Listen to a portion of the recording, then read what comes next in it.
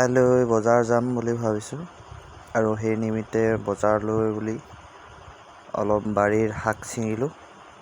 মই ছিঙা নাই, মোৰ ৱাইফে ছিঙি দিলে। এইবিলাক দেখিছে বেঙেনা হয়। বেঙেনা এইবাৰ কম ওলালে।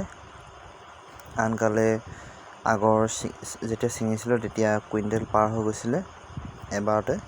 সপ্তাহত 2 দিন ছিঙা হৈছিলে।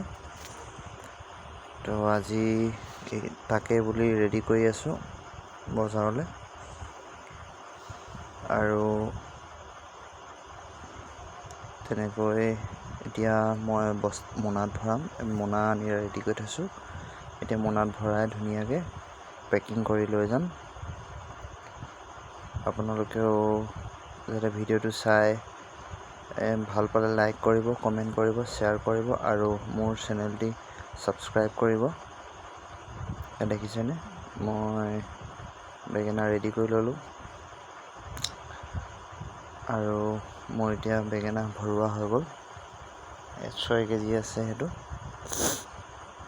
মোৰ ফ্ৰেণ্ড এজনক লাগে বুলি কালিয়ে অৰ্ডাৰ কৰিছিলে আৰু এইটো জুখি চাওঁ, এইটো 17 কেজি আছে। 23 কেজি বেঙেনাহে ওলালে। কুইণ্টেলৰ জেগাত 23 কেজি বেঙেনা ওলালে। কাৰণ মোৰ গছবিলাক যোৱা বছৰ হয়। এতিয়া নতুনকৈ যিবিলাক লগাইছোঁ সেইবিলাক লাগিছে, ফুলিছেহে, তেতিয়া প্ৰডাকশ্যন বেছি হ'ব। আৰু এতিয়া নতুনকৈ আকৌ এইখিনি পোখাইছে পুৰণা গছবিলাক, আৰু বেছিকৈ পাম বুলি আশা ৰাখিছোঁ।